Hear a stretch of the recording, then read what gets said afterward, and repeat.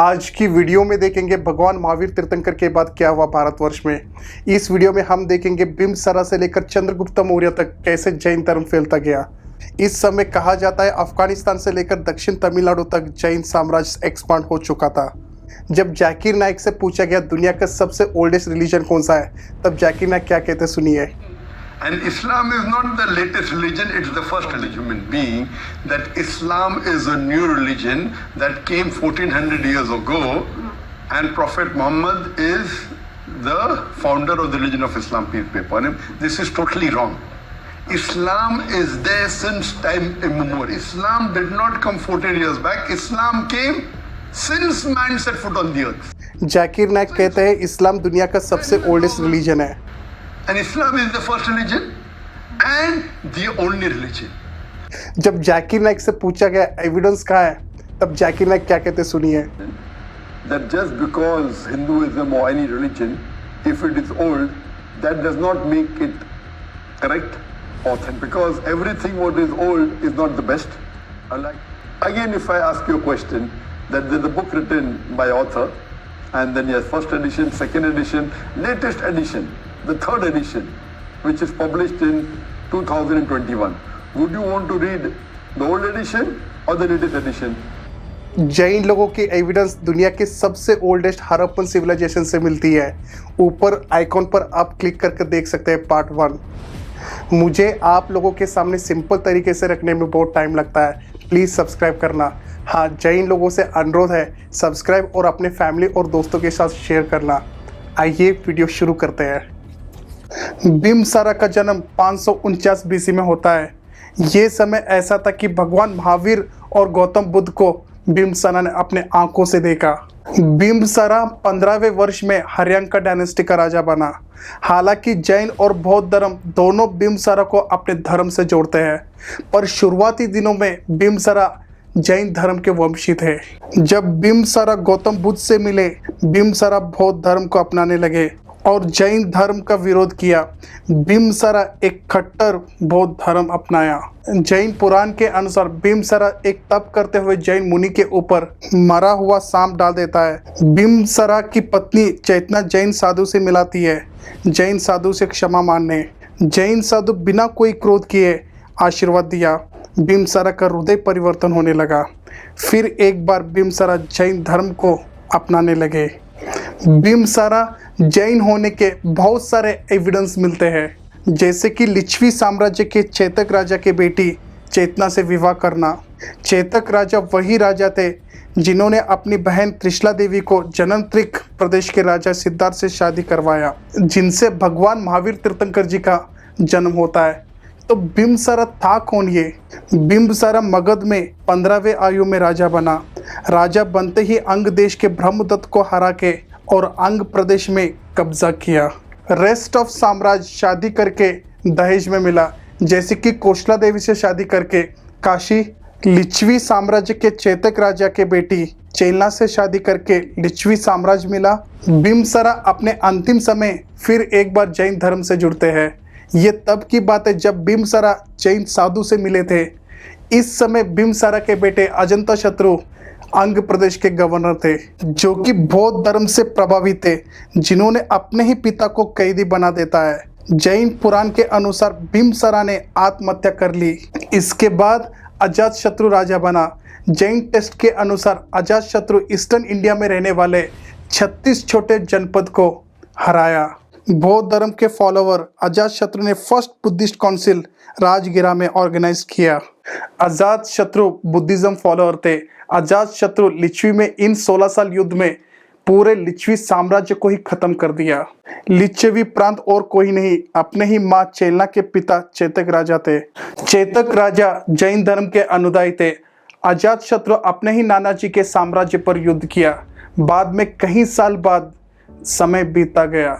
लिच्छवी साम्राज्य राजा के पुत्र शशिनाग मगध साम्राज्य के प्राइम मिनिस्टर बने, क्योंकि कई साल पहले लिच्छवी साम्राज्य अजातशत्रु के हाथों हार चुका था। हर्यंका राजवंश में नेगेटिविटी ये थी, हर बार राजा अपने ही पुत्र के हाथों में मारा गया। इसी को अवसर देखते हुए शिशुनाग लास्ट हर्यंका डायनेस्टी के राजा को मरवा दिया। फिर एक बार जैन साम्राज्य मगध में स्थापना हुई। इन्होंने पहली बार अवंती प्रदेश पर अटैक किया। अवंती भी मगध के अंदर लाया गया। अवंती प्रदेश आज का उज्जैन को माना गया है। जैन धर्म का विस्तार होने लगा। शिशुनाग के ही बेटे काल अशोक बौद्ध धर्म को मानते थे और उन्होंने ही सेकेंड बुद्धिस्ट काउंसिल वैशाली में ऑर्गेनाइज किया। वैशाली वही जगह है जहां भगवान महावीर जी का जन्म होता है। आज का कुंतलगिरी उस समय वैशाली प्रांत को कहा जाता था।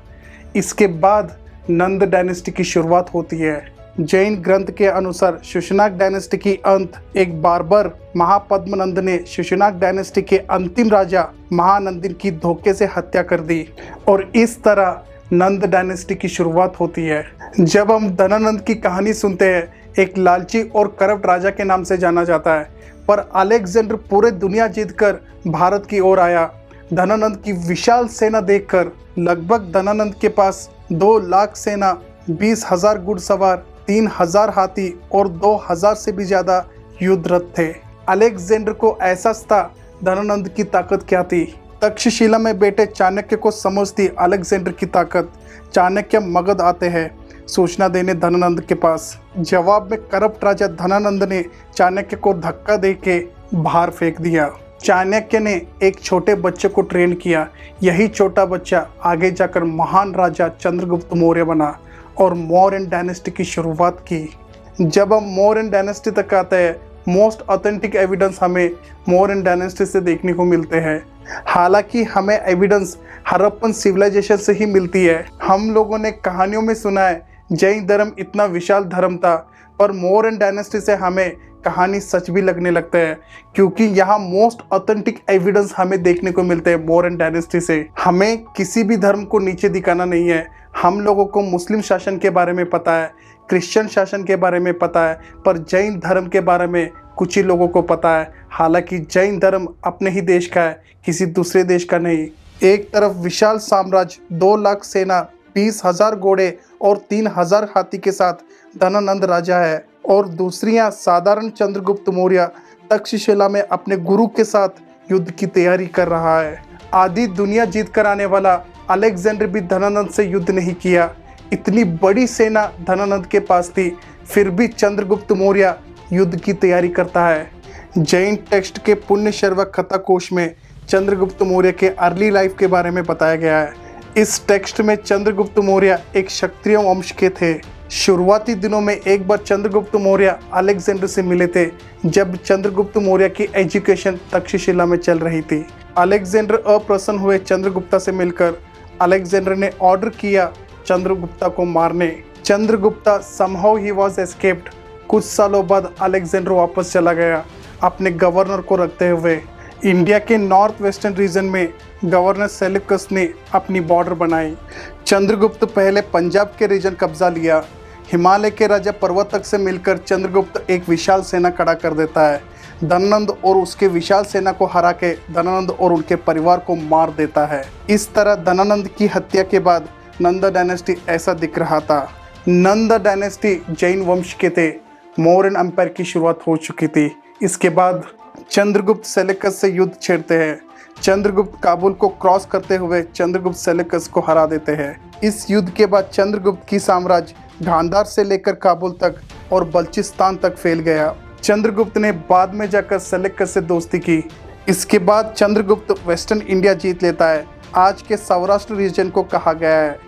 अब तक चंद्रगुप्त के पास धनानंद से 2 गुना बड़ा सेना थी। कंपेयर करते हैं धनानंद के सेना और चंद्रगुप्त के सेना। धनानंद के पास 2 लाख स्टैंडिंग आर्मी, 20,000 घोड़े और 3 लाख हाथी थे, और वहीं चंद्रगुप्त मौर्य के पास 6 लाख स्टैंडिंग आर्मी, 30,000 घोड़े और 9,000 हाथी, इसके साथ 500 वारशिप भी अवेलेबल थे। चंद्रगुप्त देश के पहले जैन राजा थे जिन्होंने साधारण व्यक्ति से एम्परर तक रास्ता तय किया। आने वाले कई सालों तक कोई भी राजा तोड़ भी नहीं पाया, इवन मुगल्स भी, until Britishers came to India। इतने बड़े साम्राज्य के राजा पर्शिया से लेकर कश्मीर तक, कश्मीर से लेकर सिंध तक और सिंध से लेकर कलिंगा तक एक्सटेंड किया। चंद्रगुप्त अपने अंतिम दिनों में देश का सबसे बड़ा राजा, कोई कल्पना भी नहीं कर सकता, पूरे साम्राज्य को छोड़कर जैन दीक्षा स्वीकार किया। एक राजा को जैन दीक्षा लेना साधारण बात नहीं था। आज भी जैन मुनि दीक्षा दुनिया का सबसे कठिन मुनि दीक्षा माना जाता है। संसार ही नहीं, यहाँ तक अपने शरीर के वस्त्र तक भी त्याग करना पड़ता है और अपने अंतिम दिनों में खाना पानी तक छोड़कर अपने प्राण तक त्याग करना पड़ता है। इसे समाधि सल्लेखन कहते हैं। गुरु भद्रबाहु से दीक्षा लेने के बाद चंद्रगुप्त और उनके साथी दक्षिण कर्नाटक की ओर यात्रा शुरू होती है।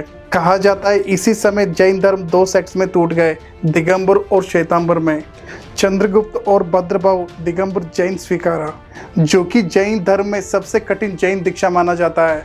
बीच का रास्ता थोड़ा फ्रीडम देता हो, वो श्वेतांबर जैन बने। इसके बारे में एक सेपरेट वीडियो बन सकती है, क्यों श्वेतांबर में छोटे बच्चे दीक्षा ले रहे हैं। फिर हम टॉपिक में वापस आते हैं। कहा जाता है कर्नाटक में जैन धर्म चंद्रगुप्त और भद्रबाहु ने स्प्रेड किया। वहीं उत्तर में पाटलिपुत्र में चंद्रगुप्त मौर्य के पुत्र बिंदुसारा मगध के राजा बनते हैं। ये एक ऐसे राजा थे, महान पिता चंद्रगुप्त और बेटे अशोक के बीच इनके बारे में ज़्यादा चर्चा नहीं किया जाता है। पर बिंदुसारा ने कभी जैन धर्म नहीं छोड़ा। कई स्कॉलर बिंदुसारा के धर्म को लेकर कंफ्यूजन में रहते हैं, पर अंत में बिंदुसारा जैन धर्म में ही रहे। इनके समय पिता चंद्रगुप्त ने छोड़ गए साम्राज्य बिंदुसारा ने खोया नहीं। और कुछ स्कॉलर कहते हैं जब चंद्रगुप्त दक्षिण श्रवणबेलगोला में थे तब बिंदुसारा ने दक्षिण रीजन को अपने एम्पायर में ऐड किया। 27 साल राज करने के बाद बेटा सम्राट अशोक मौर्य डायनेस्टी का राजा बना। अब बिंदुसारा एरा खत्म होने तक मौर्य डायनेस्टी यानी जैन शासन इतना फैल चुका था। जब अशोका ने राज्य गद्दी संभाली, विरासत में सब कुछ मिल चुका था। पर अशोका बिंदुसारा के पहले पुत्र नहीं थे। अशोका के भाइयों को लेकर कई सारे स्कॉलर्स डिफरेंट व्यूज रखते हैं। According to the Buddhist text Mahavamsa Tika में बिंदुसारा के 101 पुत्र थे 16 पत्नियों से। कुछ सोर्सेस में अशोका के 115 भाई बताया गया है, जिसमें 99 बड़े भाइयों को मारकर अशोका राजा बना और अशोका के छोटे भाई अशोका से डर कर अपने दादाजी की तरह जैन दीक्षा ली। अशोका इस समय जैन धर्म में ही थे। कन्वर्ट होते हैं बुद्धिज्म में जब राजगद्दी संभाल कर 9 साल हो चुके थे। इसके बाद अशोका बौद्ध धर्म की प्रचार करने लगते हैं। दिग्विजय से धर्म विजय की यात्रा शुरू होती है। अशोका बौद्ध धर्म स्वीकार करते ही जैन और हिंदू धर्म फिर से ताकतवर होने लगी। अशोका के बाद पुत्र कुणाल राजगद्दी संभाली। इसके बाद कुणाल के बेटे दशरथ राजा बना। इन तीनों राजा ने बौद्ध धर्म खूब प्रचार किया। बाद में दशरथ के पुत्र समाप्राति राजा बने। समाप्राति फिर से जैन धर्म स्वीकारा। मौर्य डायनेस्टी के आखिरी महान राजा थे जिन्होंने जैन धर्म प्रचार किया। अशोक के बाद 37 साल 9 राजा ने मौर्य डायनेस्टी को संभाली। अब तक हिंदू धर्म उत्तर भारत में ताकतवर हो चुका था। हमें फिर वीडियो की शुरुआती ओर जाएंगे। तब बिंबिसारा से पहले उत्तर भारत में 16 महाजनपद थे। इसमें से कई महाजनपद हिंदू राजा भी शामिल थे। 500 साल बाद फिर हिंदू धर्म उत्तर भारत में फैलने लगा। अशोका के बाद मौर्यन अंपायर टूटने लगा। मौर्यन डायनेस्टी के लास्ट रूलर बृहद्रथ को उनके ही सेनापति पशुमित्र शुंगा ने हत्या कर दी। उत्तर भारत में जैन साम्राज्य तेजी से खत्म होने लगा और हिंदू धर्म ताकतवर होने लगी। पर दक्षिण भारत में क्या, जो चंद्रगुप्त ने जैन धर्म के बीज बोले थे। मौर्यन डायनेस्टी के बाद उत्तर भारत में जैन धर्म खत्म होने लगा और वहीं दक्षिण भारत में जैन धर्म और ताकतवर बनने लगा। कहा जाता है दक्षिण भारत में 9 डायनेस्टी में से 7 डायनेस्टी जैन धर्म को मानते थे। इसमें से चालुक्यन डायनेस्टी, राष्ट्रकूटा, कदंबा, होयसला और गंगा जैसे डायनेस्टी जैन धर्म को मानते थे। कैसे जैन धर्म दक्षिण भारत में बढ़ता गया अगले 1000 सालों तक हम पार्ट 3 में देखेंगे। अच्छा लगता है मेरे वीडियो को सब्सक्राइब करना।